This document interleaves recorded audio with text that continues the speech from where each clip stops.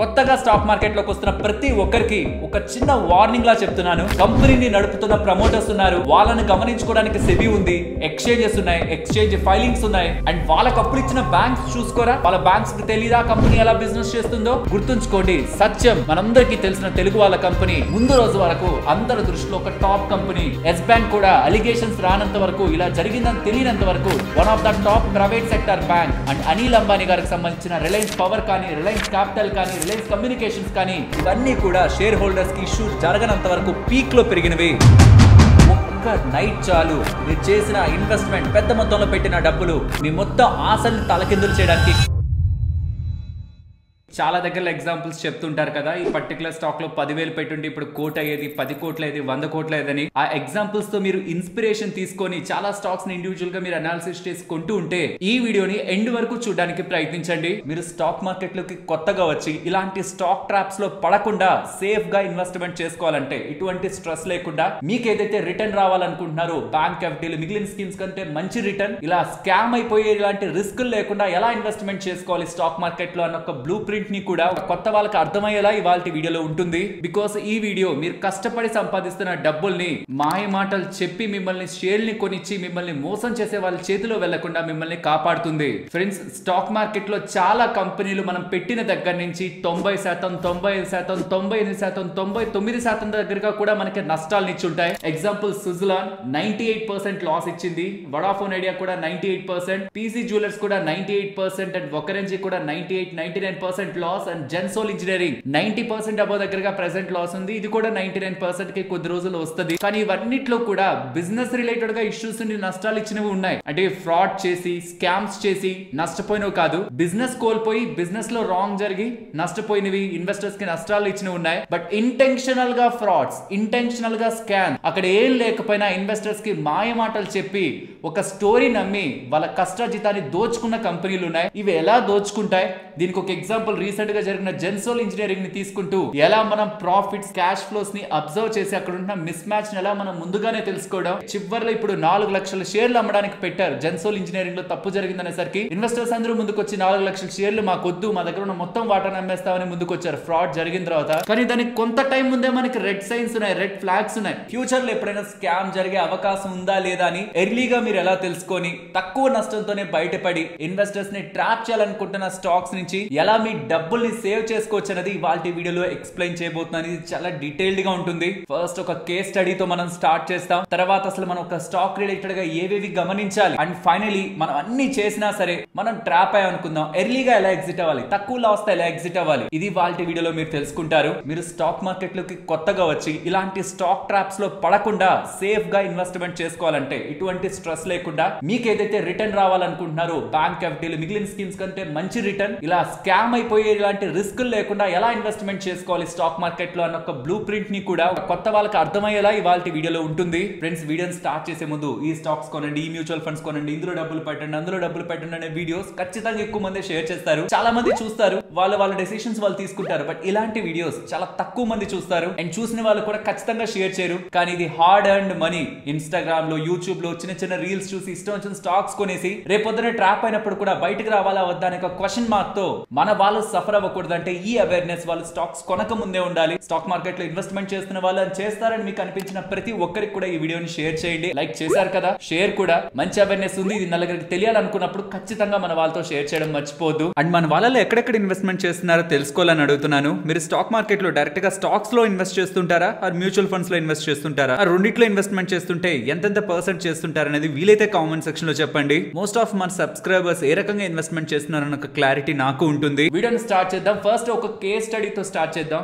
ఈ recent days లో జరుగుతున్న కేస్ స్టడీ. నాకు ఎందుకు ఈ కేస్ స్టడీ కొంత ప్రత్యేకం అనిపించిందంటే, ప్రమోటర్స్ స్కామ్ జరుగుతుందని తెలిసిన తర్వాత కూడా టీవీ ఛానల్స్ లో, ప్రముఖ టీవీ ఛానల్స్ లోకి వచ్చి అవన్నీ వాస్తవాలు కాదు, కొన్ని రోజుల్లో మేము అన్ని క్లియర్ చేసుకొని బయటకు వస్తామని ఇలా ఎంత కాన్ఫిడెన్స్ ని బిల్డ్ చేశారంటే, అది కూడా పార్ట్ ఆఫ్ ద స్కామ్ అని తెలిసిన తర్వాత ఇంకా మైండ్ బ్లాక్ అయిందనమాట. కాబట్టి ఈ కేస్ స్టడీ ప్రతి ఒక్కరు స్టాక్ మార్కెట్ లో ఉంటున్న వాళ్ళకి తెలియాలి. Let's start with Gensol engineering, the EV no the fraud story. ఇది స్టార్ట్ చేసింది పుట్టింది 2007 లో, బట్ 2012 నుంచి వీళ్ళు సోలార్ రిలేటెడ్ గా బిజినెస్ ఎవరైనా చేయాలనుకుంటే వాళ్ళకి కన్సల్టెన్సీని, ఎలా సోలార్ రిలేటెడ్ గా మీరు బిజినెస్ ని స్టార్ట్ చేయొచ్చు, దానికి ఏమేమి రిక్వైర్మెంట్స్ కావాలనే కన్సల్టెన్సీతో వాళ్ళ బిజినెస్ ని స్టార్ట్ చేసి స్లోగా కన్సల్టెన్సీ ఇవ్వడంతో పాటు ఆ బిజినెస్ లోనే, సోలార్ బిజినెస్ లోనే ఈపీసీ రిలేటెడ్ గా, ఇంజనీరింగ్ ప్రొక్యూర్మెంట్ కన్స్ట్రక్షన్ రిలేటెడ్ గా సోలార్ బిజినెస్ తో ఈ జెన్సోల్ ఇంజనీరింగ్ స్టార్ట్ అయింది. అప్పట్లో సోలార్ రిలేటెడ్ గా అంత హవా ఏం లేదు కాబట్టి లిస్ట్ అయిన తర్వాత కూడా 2019 లో లిస్ట్ అయింది. ఆ పాయింట్ లో వీళ్ళు ఐపీఓకి వచ్చింది 83 రూపీస్ కి. కానీ దాని తర్వాత మల్టిపుల్ టైమ్స్ వీళ్ళు బోనస్లు ఇచ్చారు స్టాక్స్ కి. ఈ బిజినెస్ ని ఎలా అయినా ఇంకొంచెం ముందుకు తీసుకువెళ్లాలనే ఆలోచనతో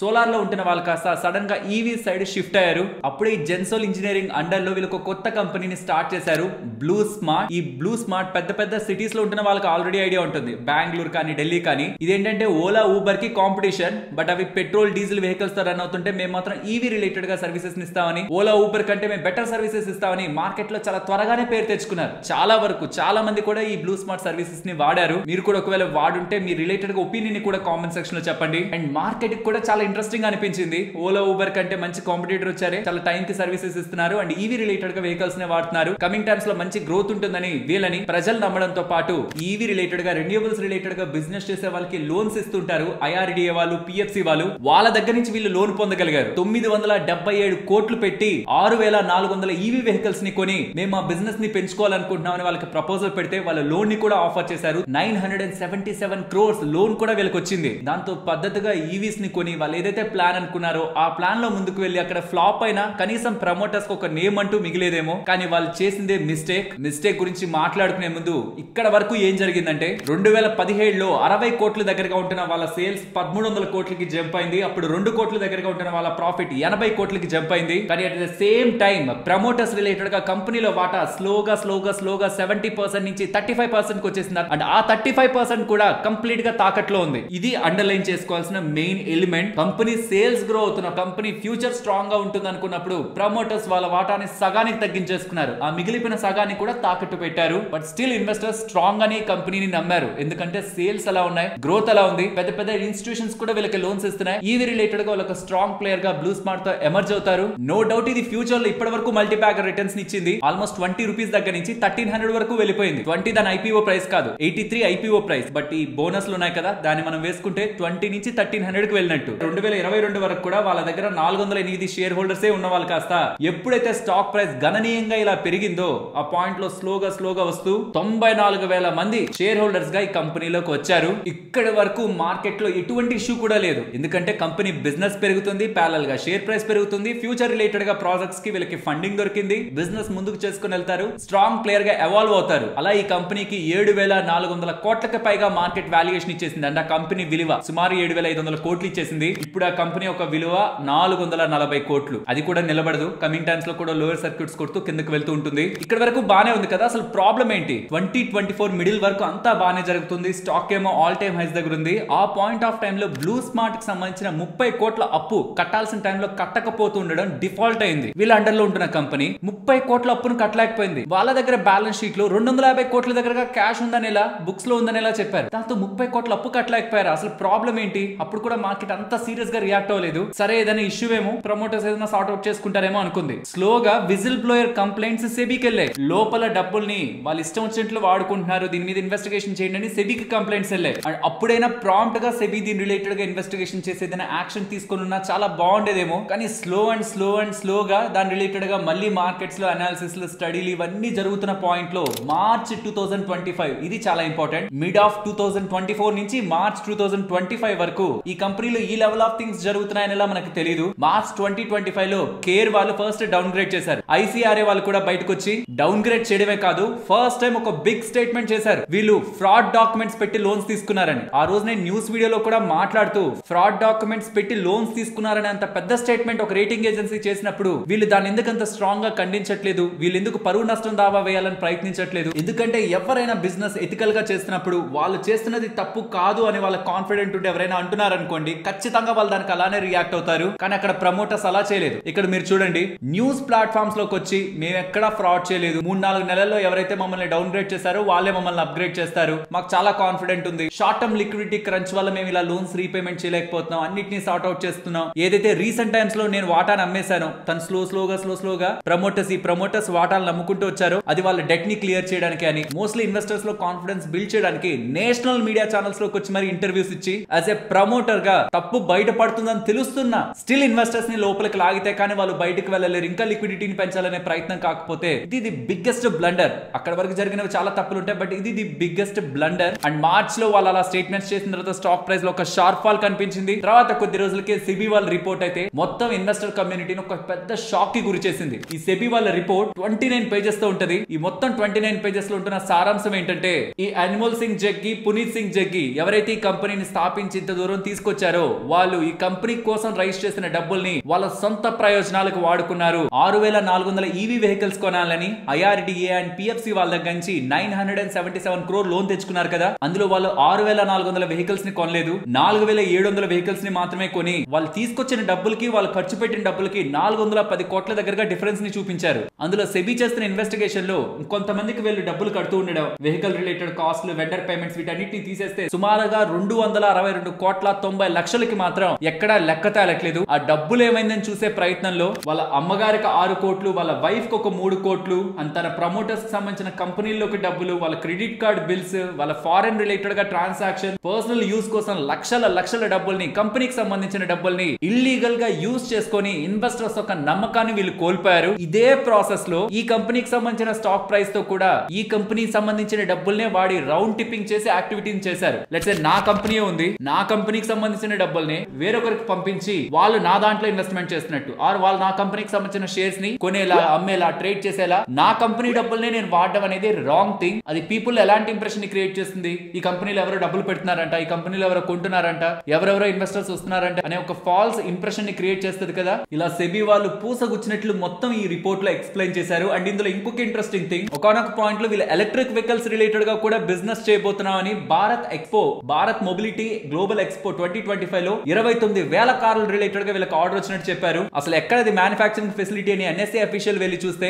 అక్కడ 3 ఎంప్లాయీస్ ఉంటూ గత 12 నెలల నుంచి పెద్ద యాక్టివిటీ కూడా అక్కడ జరగట్లేదు, మ్యానుఫ్యాక్చరింగ్ జరగట్లేదు అనేలా రిపోర్ట్ వస్తుండడం. వీళ్ళు ఏదైతే ఇన్వెస్టర్స్ కి చెప్పారు, మేము ఫ్యూచరిస్టిక్ బిజినెస్ లోకి వెళ్తున్నాం, ఈవీ బిజినెస్ లో మేము ఎక్కడికో వెళ్ళిపోతాం అండ్ మేము ఇలాంటి సేల్స్ చేస్తాం, ఇలాంటి ప్రాఫిట్స్ వచ్చాయి, డేటా మొత్తం ఏదైతే ఇన్వెస్టర్స్ కి ఇప్పటి వరకు వచ్చిందో దాంట్లో చాలా వరకు ఇన్ఫర్మేషన్ ఫాల్స్ అని, ఇంటెన్షనల్ గానీ ఇలాంటి ఫ్రాడ్ వాళ్ళు చేశారని ఇలా సెబీ వాళ్ళు రిపోర్ట్ పెడుతూ దీని మీద ఫారెన్సిక్ ఆడిట్ ఇంకా డీప్ అనాలిసిస్ వీళ్ళ బుక్స్ రిలేటెడ్ గా అనాలిసిస్ కి ఆదేశిస్తూ రీసెంట్ గా వీళ్ళు అనౌన్స్ చేసిన స్టాక్ స్ప్లిట్ ని సెబీ వాళ్ళు క్యాన్సిల్ చేయడం జరిగింది. అండ్ యూజువల్ గా బుక్స్ ని మ్యానిపులేట్ చేయడం వరకు ఓకే, వీళ్ళకి ఎవరైతే లోన్స్ ఇచ్చారో ఈ ఐఆర్డిఏ వాళ్ళు కానీ పిఎఫ్సి వాళ్ళు కానీ ఎవరైతే లోన్స్ ఇచ్చారో వాళ్ళ రిలేటెడ్ గా కూడా ఫోర్జరీ చేశారు. వాళ్ళు నోట్ యూస్ రిలేటెడ్ గా, ఎన్ఓసిస్ రిలేటెడ్ గా కూడా వీళ్ళే డాక్యుమెంట్స్ ని క్రియేట్ చేసి వాళ్ళ దగ్గర నుంచి మాకు ఏ ఇష్యూ లేదనేలా వీళ్ళే రాంగ్ డాక్యుమెంట్స్ ని క్రియేట్ చేశారనేలా సెబీ వాళ్ళు అయితే చెప్తూ ఉండడం. ఏ లెవెల్లో ప్రమోటర్స్ ఫ్రాడ్ చేశారు ఈ కంపెనీలో అనేది అర్థమవుతుంది. అండ్ వీళ్ళకి సంబంధించిన ఓన్ డబ్బులే, కంపెనీకి సంబంధించిన డబ్బుల్ని వీళ్ళ ప్రిఫరెన్షియల్ ఇష్యూని సబ్స్క్రైబ్ చేసుకోవడానికి వీళ్ళు ఎలాంటి మాస్టర్ ప్లాన్ వేశారు చూడండి. జెన్సోల్ ఇంజనీరింగ్ డబ్బులు వెల్రే సోలార్ ఇండస్ట్రీస్ లోకి వెళ్తది, అక్కడి నుంచి అన్మోల్ సింగ్ జగ్గికి, పునీత్ సింగ్ జగ్గికి డబ్బులు వెళ్తది, అక్కడి నుంచి మళ్ళీ జెన్సోల్ వెంచర్స్ లోకి వస్తుంది, అక్కడి నుంచి మళ్ళీ జెన్సోల్ ఇంజనీరింగ్ లో వస్తుంది. ఎక్కడైతే డబ్బులు స్టార్ట్ అయిందో మళ్ళీ అక్కడికే వస్తుంది. ఇన్వెస్టర్స్ కి ఏమర్థమవుతుంది, ప్రమోటర్స్ డబ్బులు పెడుతున్నారు, వేరే కంపెనీస్ అన్ని కూడా దీంట్లో డబ్బులు పెడుతున్నాయి అంటే ఇన్వెస్టర్స్ కాన్ఫిడెన్స్ ఉంది, ప్రమోటర్స్ కే నమ్మకం ఉంది ఆ కంపెనీలో అని. ప్రమోటర్స్ ఎక్కడ కొత్తగా తీసుకొచ్చింది కాదు, ఆ కంపెనీ డబ్బులే ఆ కంపెనీలో పెట్టారు. అలాగే ఈ డబ్బుల్ని ఒక కంపెనీ నుంచి ఒక కంపెనీకి ఇలా మార్చి గూర్గాలో ఎక్స్పెన్సివ్ అపార్ట్మెంట్ ఇది డిఎల్ఎఫ్ వాళ్ళకి సంబంధించిన కెమేలియాస్ లో ఇద్దరు బ్రదర్స్ 2 అపార్ట్మెంట్స్ కొన్నారు. 74,000 స్క్వేర్ ఫీట్ అపార్ట్మెంట్, సుమారుగా 100 కోట్లు దానికి ఖర్చు పెట్టారు. సొంత ప్రయోజనాలకు అపార్ట్మెంట్ కొనుక్కొని దానికి కంపెనీ డబ్బుల్ని, ఇన్వెస్టర్స్ డబ్బుల్ని వాడారు. అండ్ ఈ ప్రాసెస్ లో రీసెంట్ గా జనవరి 2025 ఫండ్ రైజ్ లో ఎంఎస్ ధోని గారి ఫ్యామిలీ ఆఫీస్ వాళ్ళు కూడా ఇందులో డబ్బులు పెట్టారంటే వీళ్ళు ఎలాంటి ఇన్వెస్టర్ ఇన్ఫర్మేషన్ పబ్లిక్ ప్లాట్ఫామ్స్ లో ప్రొవైడ్ చేసి పెద్ద వాళ్ళని కూడా, వెంచర్ క్యాపిటలిస్ట్ ని పెద్ద వాళ్ళని కూడా దీంట్లో ఇన్వాల్వ్ చేయగలిగారు. స్లోగా అదే టైంలో వాళ్ళకి సంబంధించిన వాటాన్ని సగం చేసేసుకున్నారు. 70% వాళ్ళ హోల్డింగ్ ఉండేది 35% వచ్చేసింది, రెస్ట్ అంతా పబ్లిక్ దగ్గర ఉంది. ఇష్యూ అంతా మీకు అర్థమైంది కదా, ఎక్కడెక్కడ ఏమేం జరిగింది అనేది కూడా టోటల్ గా మీకు అర్థమైంది కదా. ఇప్పుడు ఈ స్టోరీ మొత్తం విన్నాం మనం, దీని ద్వారా ఏం అనాలిసిస్ చేస్తుండం. ఇప్పుడు ఒక్కొక్క పాయింట్స్ మాట్లాడుకుందాం. So that as an investor గా మీరు ఒక కంపెనీలో డబ్బులు పెడుతున్నప్పుడు ఇదే ప్రాసెస్ మీరు ముందున్నారు అనుకుందాం, ఇదే కంపెనీలో మీరు డబ్బులు పెట్టారు, చాలా ముందున్నారు, ఏ పాయింట్స్ దగ్గర మీరు అలర్ట్ అయి ఉండాలి, రెడ్ ఫ్లాగ్స్ ఏంటి, ఎంటైర్ సినారియోలో రెడ్ ఫ్లాగ్స్ ఏంటి, రేపొద్దున మీరు ఇన్వెస్ట్మెంట్ చేస్తున్న కంపెనీ రిలేటెడ్ గా కూడా ఇష్యూస్ వస్తున్నప్పుడు మీరు ఎలా తెలుసుకోవాలి ముందుగా అన్నది ఇప్పుడు ఒక్కొక్కటిగా తెలుసుకుందాం. అండ్ ఫ్రెండ్స్, ఫర్దర్ గా వీడియోని కంటిన్యూ చేసే ముందు వీడియోలో మెయిన్ పెట్టిన ఎఫర్ట్స్ మీకు వాల్యుబుల్ అని అనిపించిందా, చాలా ఇంట్రెస్టింగ్ డేటాని ప్రెజెంట్ చేశానని అనిపించిందా, అనిపిస్తే తప్పకుండా లైక్ చేస్తూ పెడుతున్న ఎఫర్ట్స్ ని ఎంకరేజ్ చేయండి. ఇది వారెన్ బఫెట్ గారి కోట్ తో స్టార్ట్ చేద్దాం. ఒక పర్సన్ లో 3 చూడమంటున్నారు వారెన్ బఫెట్ గారు. ఒకటి ఇంటెలిజెన్స్, రెండోది ఎనర్జీ, మూడోది ఇంటిగ్రిటీ. ఒకవేళ ఇంటిగ్రిటీ లేదని అర్థం అర్థమైందంటే మొదటి రెండింటిని పట్టించుకోవద్దు అంటున్నారు. కాబట్టి ఎవరైనా ఒక స్టాక్ లో ఇన్వెస్ట్మెంట్ చేస్తున్నప్పుడు గుర్తుంచుకోండి, స్టాక్ వెనక కంపెనీ ఉంటుంది, ఆ కంపెనీ నడిపేది మనిషి. సో అది ఏం బిజినెస్ చేస్తుంది, ఏం అమ్ముతుంది, ఏం కొంటుంది, ఎంత ప్రాఫిట్స్, ఎంత లాస్, ఎంత క్యాష్, ఎంత బ్యాలెన్స్, ఇవన్నీ కూడా కాదు మెయిన్ థింగ్. ఆ నడుపుతున్న వ్యక్తికి ఇంటిగ్రిటీ ఉందా లేదా, ఇది ఎలా తెలుస్తుంది? ఇప్పుడు మనం మాట్లాడుకుంటాం ఒక్కొక్కటిగా. అండ్ ఈ ఇష్యూ బయటపడిన తర్వాత విజయ్ కేడియా గారు ఏమంటున్నారంటే, ఇలాంటి జెన్సోల్ ఇంజనీరింగ్ లాంటి కంపెనీలు ఇంకా చాలా బోల్డ్ ఉన్నాయి మార్కెట్ లో, వీటిల్లో పడకూడదంటే అని 10 వరకు తను సజెషన్స్ ఇస్తున్నారు. దాని ఒక ఇమేజ్ రూపంలో కూడా మీకు స్క్రీన్ ముందు పెడుతున్నాను. తను చెప్తున్న దాంట్లో మెజారిటీ థింగ్స్ ఏమున్నాయంటే, ఒక కంపెనీ ప్రమోటర్ ఊరికే సోషల్ మీడియాలో కనిపించాలనుకోవడం, న్యూస్ ఛానల్లో కనిపించాలనుకోవడం, మాటికి బజ్ ఉంటున్న వర్డ్స్ ని ఈవీ ఎవల్యూషన్ అని, నెక్స్ట్ గ్రీన్ ఎనర్జీ అని, ఇలాంటి మాటలనే చెప్తూ ఇన్వెస్టర్స్ ని ఎక్సైట్ చేయాలనుకోవడం, నెక్స్ట్ 5 years 10 years కి ఇక్కడికి వెళ్తాం అక్కడికి వెళ్తాం అని ఓవర్ ఎక్సైట్మెంట్ క్రియేట్ చేయడం, and lavish luxury life style కనిపిస్తున్నట్టు సోషల్ మీడియాలో పెడుతున్నారు. ఇవన్నీ కూడా ప్రమోటర్స్ పరంగా క్లియర్ గా బ్యాడ్ సిగ్నల్స్, రెడ్ ఫ్లాగ్స్ అని చెప్తున్నారు. బట్ నేను ఈ మాటలతో 100% యాక్సెప్ట్ చేయలేను. ఎందుకంటే కొంతమంది ప్రమోటర్స్ నిజంగానే వాళ్ళ ఇన్వెస్టర్స్ రిలేటెడ్ గా కాన్ఫిడెన్స్ ని క్రియేట్ చేయడానికి బిజినెస్ గురించి పలుమార్లు మాట్లాడొచ్చు, దాని ఎగ్జాక్ట్ గా రాంగ్ థింగ్ లో చూడలేం. బట్ తన ఒపీనియన్ కూడా మీకు చెప్పాలి కదా, తను చాలా ఫేమస్ ఇన్వెస్టర్ కాబట్టి ఆ డేటాని కూడా మీకు స్క్రీన్ ముందు పెడుతున్నాను. నేనేం రెడ్ ఫ్లాగ్స్ అనుకున్నాను అది ఒక్కొక్కటిగా మీ ముందుకు తీసుకొస్తాను. సెబీ వాళ్ళ ఆర్డర్ లో మీరు గమనిస్తే FY 2020 నుంచి ఎక్కడి నుంచి అయితే స్టాక్ పెరగడం స్టార్ట్ అయిందో అక్కడి నుంచి రీసెంట్ మార్చ్ 31st వరకు వాళ్ళ వాటా 71% నుంచి 35% వచ్చింది. నిజంగా చాలా మంచి బిజినెస్ డెవలప్మెంట్ ఉంటుంది ఆ కంపెనీలో అని తెలిసినప్పుడు ఓనర్లు వాళ్ళ వాటాను ఎందుకు అమ్ముకుంటారు? డైల్యూషన్ కారణంగా రిడ్యూస్ అయింది అనుకుందాం. నిజంగా కంపెనీ అంత గ్రో అవుతుంది అన్నప్పుడు ఈక్విటీ డైల్యూషన్ చేయడం దేనికి? కంపెనీ అంత గ్రో అవుతుందంటే డెట్ రూపంలోనే తెచ్చుకోవచ్చు కదా. అంత అర్జెన్సీ ఎందుకు? ఈక్విటీలో డైల్యూట్ చేసి వాళ్ళ వాటాను తగ్గించుకొని ఇండైరెక్ట్ గా మార్కెట్ లో బల్క్ డీల్ లో వాళ్ళ వాటాను సెల్ చేసి ఎందుకని ఈక్విటీ రిలేటెడ్ గా వాళ్ళ పోర్షన్ ని తగ్గించుకున్నారు ప్రమోటర్స్. ఇది మేజర్ రెడ్ ఫ్లాగ్. మీరు ఏ కంపెనీలోనే చూడండి, ఖచ్చితంగా కంపెనీ గ్రో అవుతుందంటే ప్రమోటర్స్ వాళ్ళ వాటాని అంత ఈజీగా తగ్గించుకోవాలని ప్రయత్నించరు. స్లోగా మార్కెట్ పడుతున్నా కంపెనీలు ఇంకా డబ్బులు పెట్టాలని ప్రయత్నిస్తారు. అలాంటి కంపెనీలు ఇంకొంచెం కాన్ఫిడెన్స్ మనకు ఉంటుంది. ఇన్ఫాక్ట్ వీళ్ళు కూడా మేము కంపెనీలో కొనాలనుకుంటున్నాం వాటా అన్నారు, కానీ కొనలేదు, అమ్ముతూనే వెళ్లారు. అండ్ రీసెంట్ గా కూడా చూడండి, ఇన్వెస్టర్స్ దగ్గరికి వస్తే, ప్రమోటర్స్ దగ్గర, షేర్ హోల్డింగ్ దగ్గరికి వస్తే, ప్రమోటర్స్ దగ్గర యాన్యువల్ సింగ్ జగ్గి గారు దీన్ని క్లిక్ చేస్తే రీసెంట్ టైమ్స్ లో కూడా తనకి తెలుసు నెక్స్ట్ కమింగ్ టైమ్స్ లో ఏదో జరగబోతుందని పెద్ద మొత్తంలో వాటాని ఎగ్జిట్ అయ్యారు. ఇది ఒక బిగ్ రెడ్ ఫ్లాగ్. కంపెనీలో ప్రమోటరే వద్దనుకుంటున్నాడు వాటా, దానికి రీజన్స్ చెప్పని ఎన్నైనా చెప్తారు. వాళ్ళేం కంపెనీ నాకు ఇష్టం లేదు, కంపెనీ మూతపడిపోతుంది కాబట్టి అమ్మేస్తున్నాను నేను ఏ ప్రమోటర్ చెప్పరు. అలా అని ఎంతో కొంత అమ్ముతున్న ప్రతి కంపెనీలో ప్రమోటర్స్ ని మనం నెగిటివ్ గా చూడడం కాదు, బట్ ఇది ఒక రెడ్ ఫ్లాగ్. మనం నెక్స్ట్ ఫర్దర్ గా అనాలిసిస్ చేయడానికి ఇది ఒక రెడ్ ఫ్లాగ్, ఒక ఇనిషియేషన్ పాయింట్. తర్వాత ఏ కంపెనీలో అయినా ప్రాఫిట్స్ మాత్రమే దారుణంగా పెరుగుతూ దానికి ఆపరేటింగ్ క్యాష్ ఫ్లో లేదనుకోండి,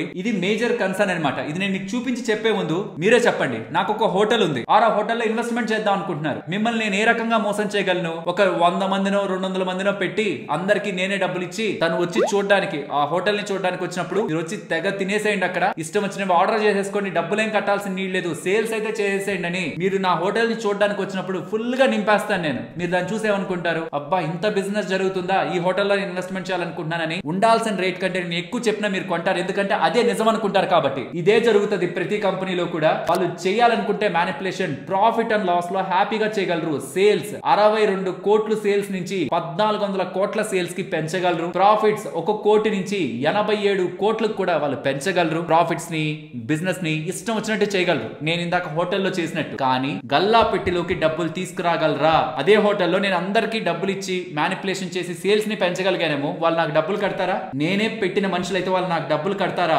కట్టరు. అది మనకి ఆపరేటింగ్ క్యాష్ ఫ్లో లో క్లియర్ గా అర్థమైపోతుంది. సేల్స్ ఎంత ఉన్నాయనేది కాదు, ఆపరేటింగ్ క్యాష్ ఎంత ఉందనేది మెయిన్ పాయింట్. ఇక్కడ నా కంపెనీలో ఉంటున్న రిజర్వ్స్, నా డబ్బుల్నే నేను కస్టమర్స్ కి ఇచ్చి అదే డబ్బులు నాకు తిరిగి కట్టమన్నా నాకు గల్లాపెట్లో డబ్బులు వస్తుంది. సో మ్యానిపులేట్ చేయాలనుకుంటే అలా కూడా మ్యానిపులేట్ చేయొచ్చు. ఇదే సెబీ వాళ్ళు కూడా 250 కోట్ల రిలేటెడ్ గా కూడా కన్సర్న్ ని వ్యక్తం చేశారు. ఆపరేటింగ్ క్యాష్ ఫ్లో మనకి పాజిటివ్ తీసుకొచ్చిన 1-2 కేసెస్ లో ఇలా జరుగుతుందేమో. మెజారిటీ ఆఫ్ కంపెనీస్ లో ప్రాఫిట్ లో ఉన్నది క్యాష్ ఫ్లో తో మ్యాచ్ అవ్వదు. ఫ్రీ క్యాష్ ఫ్లో ని గమనించే దానికంటే ముందు ఆపరేటింగ్ యాక్టివిటీ ద్వారా వాళ్ళకి ఎంత క్యాష్ జనరేట్ అయింది, మినిమం 50%, 80% అయినా వాళ్ళు చేస్తున్న ప్రాఫిట్స్ లో క్యాష్ లో వస్తుందా, ఆ ఇయర్ లో రాపన్నా నెక్స్ట్ ఇయర్ లో వస్తుందా, అండ్ వాళ్ళ కన్వర్షన్ సైకిల్ ఎలా ఉంది, ఇవన్నీ కూడా యాజ్ అన్ ఇన్వెస్టర్ మనం గమనించినప్పుడే ఫర్దర్ గా మనకి స్టాక్ పడుతున్నా మనం ఎగ్జైట్ అవ్వం, వెయిట్ చేస్తాం. సరే క్యాష్ కనిపించిన తర్వాత ముందుకు వెళ్దాం అనుకుంటాం. ఇది మెయిన్ థింగ్ మీరు అర్థం చేసుకోవాల్సింది. అండ్ తర్వాత ఈక్విటీ డైల్యూషన్ పక్కన ఉంచుదాం. ఊరికే స్టాక్ స్ప్లిట్లు చేయాలని చూస్తుంటారు. ఊరికే బోనస్లు ఇచ్చేయడం, ఇచ్చిన బోనస్ తర్వాత మళ్ళీ బోనస్ ఇవ్వడం, స్టాక్ స్ప్లిట్ చేయడం. వీళ్ళు గతంలో బోనస్లు ఇచ్చారు, స్టాక్ స్ప్లిట్ రిలేటెడ్ గా కూడా అనౌన్స్మెంట్ చేశారు. బట్ సెబీ వాళ్ళు దాన్ని ఆపారులేండి. ఎందుకలా? స్టాక్ ని ఎందుకు అంత చిన్న చేయాలనుకోవడం? ఇదేమన్నా 20,000 stock, 30,000 stock,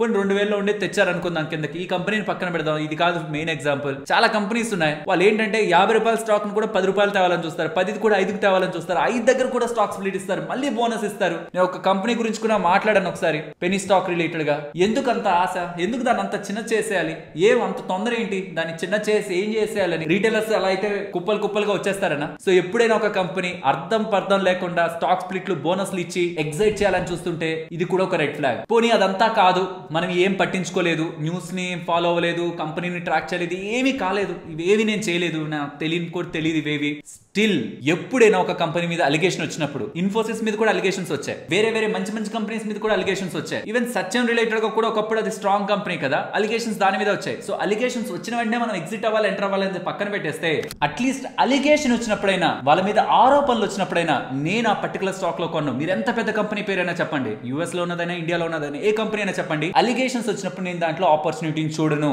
overall market follow పడుతుందా, ఆర్ ఏదైనా ఒక టైంలో నెంబర్స్ బాగా పడుతుందా, నార్మల్ రీజన్సా, అలిగేషన్స్ అయితే నాకు అది క్లియర్ అయ్యేంత వరకు, అది ఎంత పెద్ద కంపెనీ అయినా, పేరు ఎంతదైనా, నేనైతే కామ్ గా ఉంటాను. వీళ్ళ రిలేటెడ్ గా ఫస్ట్ అలిగేషన్ వచ్చింది ఈ మహాదేవ్ బెట్టింగ్ స్కామ్ ఉంది కదా, దాని రిలేటెడ్ గా వాళ్ళ కొంతమంది ఎక్కడెక్కడ డబ్బులు పెట్టారో చూసుకొని ఆ కంపెనీలో ఉంటున్న వాటాని ఎన్ఫోర్స్మెంట్ డైరెక్టరేట్ వాళ్ళు అటాచ్ చేశారనమాట. ఈ కంపెనీస్ కి దానికి ఏం సంబంధం లేదు, అక్కడ స్కామ్ చేసిన అతను ఇక్కడ డబ్బులు పెట్టాడని ఆరోపణతో ఇందులో పెట్టారు. సో అప్పుడు అక్కడ ఎవరైతే స్కామ్ చేశారో ఆ వ్యక్తి ఎవరైతే ఉన్నాడో వాళ్ళకి ఈ కంపెనీ ప్రమోటర్లకి ఏదైనా రిలేషన్ ఉందా, ఎందుకు ఈ కంపెనీలో డబ్బులు పెట్టారు, జస్ట్ పెరుగుతుందని పెట్టాడా, ఏదైనా రిలేషన్ ఉందా, ఇది ఫస్ట్ మనకుంటున్నా ఇంకొక అలర్ట్. పోనీ నేను దీంతో కూడా నేను డెసిషన్ తీసుకోను. నేను డెసిషన్ తీసుకునేది ఎక్కడంటే, ఐసీఆర్ఏ వాళ్ళు, కేర్ వాళ్ళు ఈ కంపెనీ రిలేటెడ్ గా డౌన్ గ్రేడ్ చేస్తూ, ఐసీఆర్ఏ వాళ్ళు ఓపెన్ గా వీళ్ళు ఫ్రాడ్ చేశారు, వీళ్ళు రాంగ్ డాక్యుమెంట్స్ పెట్టారనే మాట చెప్పినప్పుడు మాత్రం ఇక్కడ నాకు ఎంత కాన్ఫిడెన్స్ ఉంటున్నా, కంపెనీ మీద ఎంత నమ్మకం ఉంటున్నా, ఈ పాయింట్ లో మాత్రం నేను ఖచ్చితంగా ఎగ్జిట్ అవ్వాలని ప్రయత్నిస్తాను. లేదంటే ఫస్ట్ థింగ్ అసలు పడుతుంటే అక్కడ నేను కొన్ను, బట్ మాక్సిమం నాకుంటున్న లాజిక్ తో అయితే నేను ఎగ్జిట్ అవ్వాలని చూస్తాను. బట్ మీకు అలా లేకపోతున్నా, పడుతుంటే అక్కడ నేనైతే యావరేజ్ చేయాలని అస్సలు ప్రయత్నించను. ఇది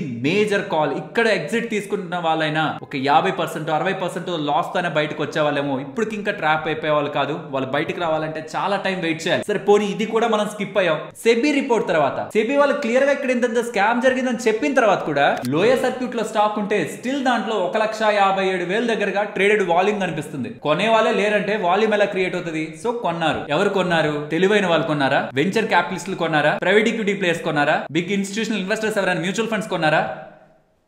మనం ఇక్కడ కూడా మనం దేన్ని నమ్ముతున్నాం? స్టాక్ మంచిగా డిస్కౌంట్ లో 90% పడింది కదా ఇలానా, దీన్ని కూడా నమ్మి మనం ముందుకెళ్తుంటే ఇక్కడ కూడా రెడ్ ఫ్లాగ్ తీసుకోకపోతే ఎక్కడ మనం రీటైల్ ఇన్వెస్టర్స్ గా ముందుకెళ్తాం? ఇదే ఒక బాధ ఈ వీడియో చేయడానికి, ఇంతలా గొంతు చించుకొని అరవడానికి. స్టాక్స్ ఎక్కడో ఏదో థీమ్, ఏదో ఒక అనాలిసిస్, ఏదో ఒక రిపోర్ట్ ఎక్కడో ఒకటి చూసాం, మన ఛానల్లోనే అనుకుందాం, చూసేసాం, ఇంకంతే బ్లైండ్ గా అలా వెళ్ళిపోవడం ముందుకి. దయచేసి రీటైల్ ఇన్వెస్టర్స్ కి చెప్తున్నాను, చాలా నెలల క్రితం నుంచి నేను చెప్తూనే ఉన్నాను, మీరు ఒకవేళ బిగినర్ అయితే స్టాక్స్ తో మీరు స్టార్ట్ చేయకూడదని. ఇప్పుడు దాని గురించే మాట్లాడతాను. బట్ దాని గురించి మాట్లాడే ముందు, కొత్తగా స్టాక్ మార్కెట్ లోకి వస్తున్న ప్రతి ఒక్కరికి ఒక చిన్న వార్నింగ్ లా చెప్తున్నాను. కంపెనీని నడుపుతున్న ప్రమోటర్స్ ఉన్నారు, వాళ్ళని గమనించుకోవడానికి సెబీ ఉంది, ఎక్స్చేంజెస్ ఉన్నాయి, ఎక్స్చేంజ్ ఫైలింగ్స్ ఉన్నాయి, అండ్ వాళ్ళకి అప్పుడు ఇచ్చిన బ్యాంక్స్ చూసుకోరా, వాళ్ళ బ్యాంక్స్ కి తెలీదా కంపెనీ ఎలా బిజినెస్ చేస్తుందో, అండ్ వాళ్ళకి రేటింగ్ ఇస్తున్న రేటింగ్ ఏజెన్సీస్ కి తెలీదా ఆ కంపెనీ ఎలా బిజినెస్ చేస్తుందో. రీసెర్చ్ రిపోర్ట్స్ కూడా వాళ్ళని కొనండి, ఇక్కడికి వెళ్తాయి అక్కడికి వెళ్తాయి అనే రిపోర్ట్స్ వస్తూ ఉంటాయి, మల్టీనేషనల్ ఇన్వెస్ట్మెంట్ బ్యాంక్స్ నుంచి వస్తూ ఉంటాయి. చాలా మంది అనలిస్టులు దాని గురించి మాట్లాడతారు, టీవీలో ఉంటున్న న్యూస్ యాంకర్స్ మాట్లాడతారు, అలాంటి యూట్యూబ్ ఛానల్స్ వాళ్ళు మాట్లాడతారు, సోషల్ మీడియా మాట్లాడుతుంది. అంత మంది చేయని అనాలిసిస్ నేను చేస్తే నాకేం వస్తుంది, నేను వాళ్ళందరూ చెప్పింది నమ్ముతారని బ్లైండ్ గా మీరు డబ్బులు పెడితే మాత్రం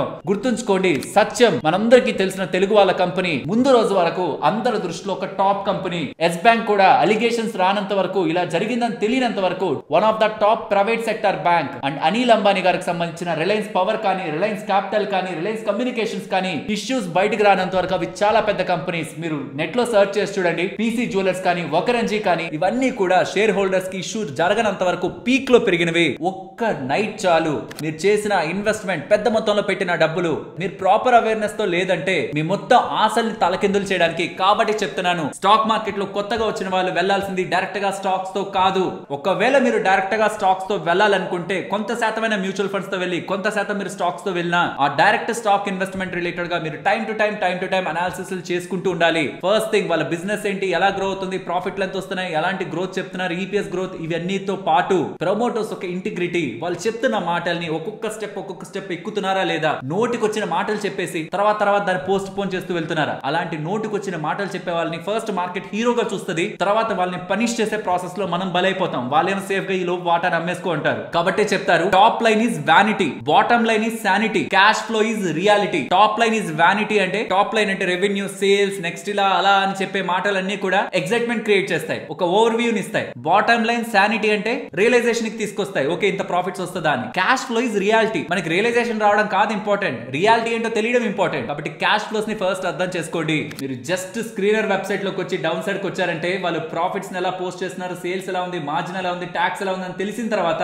కిందకి వస్తే బ్యాలెన్స్ షీట్ లో వాళ్ళ డెట్ ఎలా ఉంది, వాళ్ళ రిజర్వ్స్ ఎలా ఉన్నాయి అవి తెలుసుకుంటూ కిందకి వస్తే క్యాష్ ఫ్లోస్ దగ్గర ఆపరేషన్స్ ద్వారా వాళ్ళ యాక్టివిటీ ఎలా ఉందనేది మీరు అబ్జర్వ్ చేయొచ్చు. ఇది 100% మీకేం ఇచ్చేస్తుంది, దీన్ని చూస్తే మీరు డబ్బులు పెట్టేయచ్చని కాదు, అట్లీస్ట్ ఒక చెక్ చేయండి. ఇది ఫ్రాడ్ చేసే వాళ్ళు కూడా ఉంటారు. ఆ ఫ్రాడ్ ఎంత వరస్ట్ థింగ్ అంటే, ఫేక్ సేల్స్ చేశారనుకోండి, ఫేక్ ప్రాఫిట్స్ చెప్పారనుకోండి, గవర్నమెంట్ కి ట్యాక్స్ కట్టాలా? ఫేక్ అయినా సరే గవర్నమెంట్ కి ట్యాక్స్ కట్టాలి. లెట్స్ సే నాకు ఒక కంపెనీ ఉంది, 10 కోట్ల లాభం నాకు వస్తుంటే దాని 100 కోట్ల లాభం అని చెప్పేశాను, స్టాక్ ప్రైస్ ని పెంచేసి నేను ఎగ్జిట్ అయిపోదామని. కానీ 100 కోట్ల లాభం అని నేను చెప్తే 10 కోట్లకే నార్మల్ గా ట్యాక్స్ కట్టాల్సి, నేను ఇప్పుడు ఎక్స్ట్రాగా 90 కోట్లకి నేను ట్యాక్స్ కట్టాలా? ఇప్పుడు ఆ ట్యాక్స్ ఎక్కడి నుంచి పోయింది? కంపెనీ రిజర్వ్స్ నుంచేనా? అసలు మిగిలిన ఆ డబ్బులు కూడా వెళ్ళిపోయినట్టేనా? అది ఎవరిది? ఇన్వెస్టర్స్ డబ్బులు కాదా? రేపు పొద్దున స్కామ్ అని తెలిసే లోపు నేను ఎంతో కొంత ఎగ్జిట్ అయిపోయింటాను, నేను ప్రాఫిట్ అయిపోయింటాను. ఎవరు ఇప్పుడు ఇరుక్కుపోయింది దీంట్లో? సో కాబట్టి క్యాష్ లెవెల్స్ ని టైం టు టైం చెక్ చేసుకుంటుండడం, ప్రమోటర్ ఒక ఇంటిగ్రిటీని టైం టు టైం చెక్ చేసుకుంటుండడం, ఎలా వెళ్తుంది మన కంపెనీ యొక్క గ్రోత్ అని క్వార్టర్లీ చెక్ చేసుకుంటుండడం. ఏమి చేయని నేను స్టాక్స్ లో పెట్టేస్తాను, లాంగ్ టర్మ్ ఇన్వెస్టర్ ఇప్పుడు కొన్నానంటే రేపు 20 సంవత్సరాల తర్వాత లేచి చూస్తాను అనుకుంటే మాత్రం ఆ కంపెనీ కనిపించకపోవచ్చు, మీకు డీలిస్ట్ కూడా అయిపోవచ్చు. దాని ఇంకో కంపెనీ కొనేసి మర్జ్ చేసేసుకుని దాని పేరు కూడా మార్చేయచ్చు. ఇప్పుడు లాంగ్ టర్మ్ ఇన్వెస్ట్మెంట్ అంటే మీకు కంటికి కనిపిస్తున్న